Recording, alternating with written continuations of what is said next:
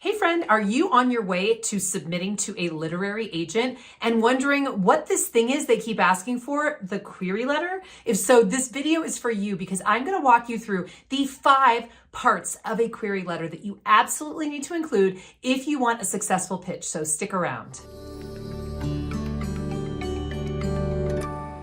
So what are the 5 parts of a query letter that every agent is going to expect to see? We're going to start with part number 1, which is the opener. So the opener consists of your salutation to that agent plus the 1 to 2 line introduction of your choice. Now you can do that introduction several different ways, which I will talk about, but let's first talk about the salutation. I'm going to make an argument that here in 2025, we need to let go of using Mr., Ms., Mrs., etc. We don't know what everybody is wanting their that salutation title to be, so let's just leave it out and let's do dear first name, last name. Dear first name is a little too informal, I would say, in a business letter context, but dear first name, last name works well for everybody. You should be able to find both of those names on the website of the agent. And if they only have one name, which I guess is possible, or they have 3 names, you can include 1 or 3, but you just want to include their full name. Then you're going to go into a paragraph of introduction. And you can do this one of 2 ways. I personally would say the best way to do it is to say, I found your name X. So you could say, I found your name on Publishers Marketplace, which is a great place to look for agents who are legitimate, underneath the category of science fiction, because I am writing a book that is very similar to so-and-so's novel, blah, blah, blah, which I see that you agented. Okay, so this is a little complicated, but I want to tease it out a bit. We really want to let that agent know that you are not sending them a form letter, that you're just shooting off the same letter to everybody. And I know you kind of want to do that, right? Because it's so much easier. But here's the thing. The agent themselves is going to have a very personal response to that letter. And if they take you on, they are going to be a very personal person in your life. It is worth right now letting them know that you took the time to choose them. At any given agency, there may be multiple agents. There may be anything from 2 agents to 20 agents. How are you choosing the one that you are going to send this letter to? And I do recommend sending it to just one person at each agency in your first round, just for starters. The way you're going to do it is you're going to find books that are kind of like your book that you would like to be sitting on the bookshelf with your book, and you're going to look up who the agent is. So you can look that agent up on Publishers Marketplace. You can look on the acknowledgments page of that book. If the author loved their agent, they are very, very likely to have thanked that agent on the acknowledgments page. And usually they say, to my agent, so you know who it is. Go research that person. See if they are accepting submissions. If they are not currently accepting submissions, find out if they have an assistant who's accepting submissions. It's a great idea to go for somebody who is younger in the industry and more hungry. They're more likely to take a chance on a first-time author. So you're looking for someone who has had books out there, theoretically, and that have done well. What you don't want to do, and this is a big no-no that is very surprising to a lot of people. You don't want to pick their big New York Times bestseller that has been on the bestseller list for 3 years and that everybody knows them by, because they are probably getting flooded with queries that say, I am writing to you because your book, blah, blah, blah, changed my life. Well, it's changed a lot of people's lives. And that is just going to be like, okay, next. They just found me because they want to be on the New York Times list. And there I am on the New York Times list in their category. Instead, I would suggest choosing a book you find on their website that they have agented, that you have read, and if you haven't read any, go read one, that you really love and you feel has elements in common with your book. Then you can say, I am writing to you because you agented so-and-so's book title, which shares some elements with my book title. That is all you want to put in that first paragraph. You tell them why you're writing to them, and you show them that you have very carefully selected them, not just because they were a name on a list, not just because their huge book, one of the hundreds of books they've agented hit the list. You want to find a book that's actually genuinely quite a bit like your book and intrigue them by telling them that you like it. An agent will not agent a book they don't personally love. It is just too much effort. So you can just trust that any book they've agented is one that they have close in their heart. And if you pick one that not very many people are writing to them about, that they really loved and it didn't quite get the renown that it deserved in their heart, they are going to be warm to you right away. So that's the goal, is to find a book that did well, but didn't maybe blow up in the way that their big bestseller did, that, so you stand out a bit from the crowd as really having done your research about that agent. Now, you might be thinking, oh my gosh, Kelly, this is going to take so much time. It is. Go watch my videos below that show you what the steps are to going through the process of vetting who you're going to send to, of tracking what their submissions guidelines are. Do they want a query letter and no chapters, or do they want a query letter and a book proposal? We don't know. You have to do that research, and I tell you how to do it and how to track it in those videos below. Okay, moving on to part 2, which is going to be the description of the book. So when I say description, I do not mean technically the full synopsis of the book. I'm asking you to put your hook in the second paragraph. So your hook may be, if you're writing fiction, actually a little line about the story. I came up with this a little bit before I made this video, but something like, let's say, Kelly was an editor with a dark past. Little did she know that when she opened the manuscript sent to her by her favorite agent, she was going to be face to face with her own story on the page. What would she do knowing that this author knew her secrets and was going to uncover them if she didn't publish their book? Right? So, okay, I just made that up, but you get what I'm saying. Like, you're kind of putting the person on edge, and you're getting them to be like, I need to read more. What the heck is this about? Right? I need to read more about this. So you're wanting to intrigue them. There is no one way to do it. Do not think that you have to do it just like I said just there. I want you to consider going and Googling query letter examples and finding and reading query letters in your same genre, because there are a lot of people out there that will post success stories. Either they'll post their own query letters, authors who are sort of doing really well and teaching other people how to be authors, or Writer's Digest posts a bunch of them. Other websites will post a list of different query letters that are public, and you can go read those and see what people are doing, because no two people are doing it the same way. Just understand that we are looking for a basic salutation introduction, and then a 1 to 2 to 3 lines about what the book is. Now, that was for fiction. For nonfiction, you may start with the book being about yourself. I may say something like, as a veteran in the book publishing industry for 25 years, I know that people who journal regularly are more likely to actually be able to finish a book. That's why I am writing a book about how to journal your way to writing a book. I teach a class on that. Right? So I'm giving a little bit about me in that, but I'm giving a hook that shows, oh, okay, got it. I'm getting a sense of what this person's book is that they're pitching me. Paragraph number 3 is a few more words. Maybe it's twice the length of the paragraph where you're just introducing the book, where you actually go into more detail about the book. Either you tell a little bit more of the story, you give a little bit more context and color and detail.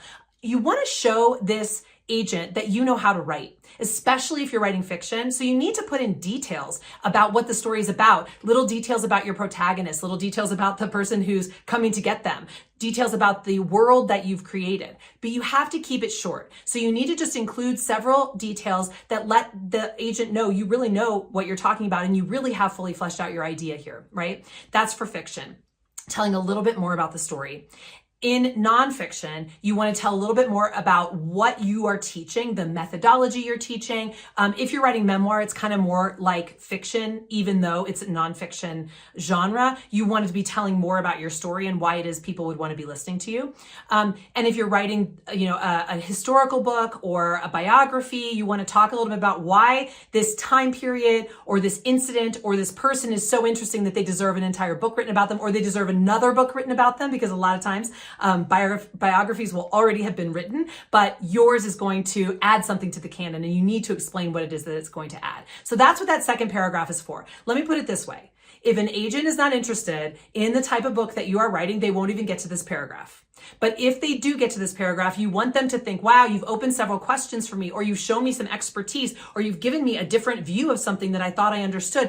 I need to read more. That is all that you want them to say when they are at the third point in your query letter is, gosh, I am going to have to read more. Okay, so we're moving on to section 4 of your query letter, and this is going to be your author bio. Friends, I want you to keep it to 100 words. It does not need to be extensive. There are a couple things that you're going to want to include. So if you are writing fiction or memoir, if you have any publishing credentials under your belt, like you've been published in a journal, a short story was published in a collection somewhere, a poem was published, one of your stories from your memoir was published somewhere, please put that in there. That is going to be of the utmost interest to that agent. If as a fiction author, you already have a platform built, you've got a newsletter list, you've got social media following, etc. Definitely include that. That's great information, but it's not necessarily going to be expected because most fiction authors don't start off with a platform. The platform builds as they write more fiction. But if you have it, by all means include it. And then if you have any writing like credentials, study credentials, like you were an MFA at this particular place, whatever your credentials are that are about the writing of this novel. So you can put one line in that says, when I'm not writing, I am, a book editor or whatever it is that you do. You can say that, but don't go into too much detail. This is not a place where you want to be cute. This is not a place where you want to give them more detail than they need. They are just wondering, do you have credentials? Is there another reason for me to say, wow, this person has already gotten the rubber stamp of some other publication or another publisher or something like that. I'm more interested. If you don't have that, that's fine. You can just give a little bio about yourself. It doesn't have to be long. Okay.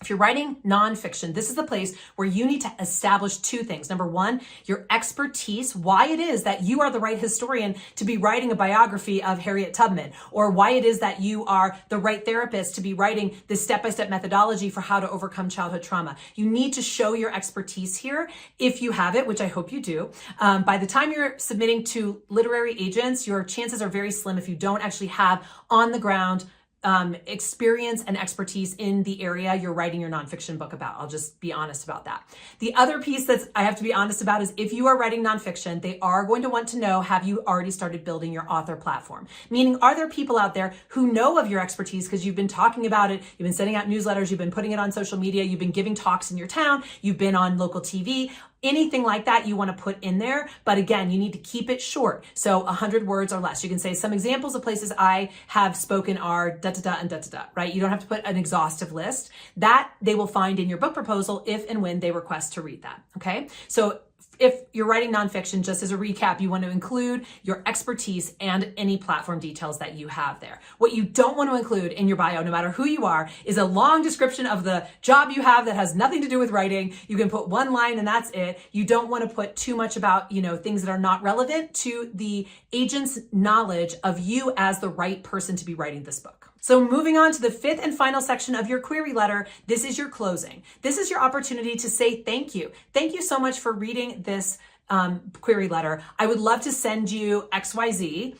Please let me know. Or I have sample chapters available on request, or I have a full manuscript available on request. This is the other paragraph that you need to vet for every single agent you send to, because every agent is going to ask you to put different things in your sort of initial package. Some people will want to see the query letter plus 5 pages, or they might want to see the query letter plus 1 chapter, or they might want to see the query letter plus a book proposal. We don't know because every agent is different. You want to make sure that you're not offering to send them something you've already sent them in this last paragraph because you're using a form letter. You don't want them to feel like it's a form letter. You don't want them to feel that you haven't done the due diligence and the deep work to figure out what they're looking for. You want them to feel special. We all want to feel special, right? So make sure you read and vet that last paragraph. And then you want to close it out somewhere very professionally, sincerely with your full name, or warmly with your full name, whatever you normally sign out a letter with. Ideally, unless it's part of your vibe and like who you are, you're like kind of somebody who's like a non-professional person and you want to sign it with your sort of like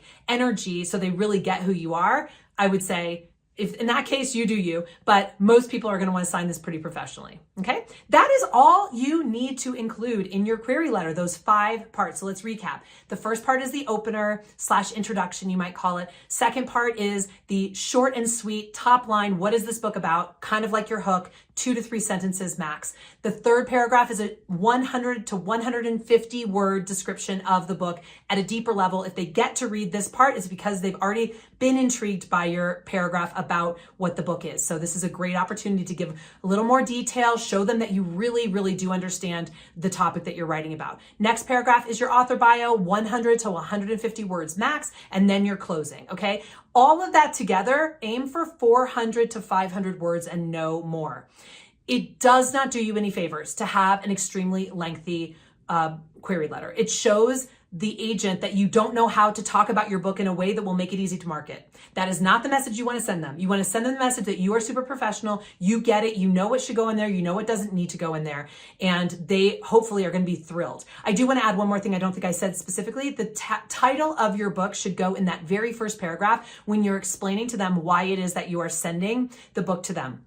You want to say, I'm sending this book, my book, blah, blah, blah, to you because da, da, da, okay? So you want to make sure they get the title of your book right up front. Okay, so I hope that that's helpful to all of you. I hope you'll tell me in the comments here if you have submitted to literary agents and what worked for you and what didn't work for you. Did you follow this format? And also do your own research. There's a lot out there on the web where people will post their successful query letters and you can learn a lot from them. This is really my way of writing a query letter, and it's not, while on some cases people really want to know like what's the exact right way. So I always get really specific and detailed, but I'm just going to tell you behind the scenes, you can write it a lot of different ways.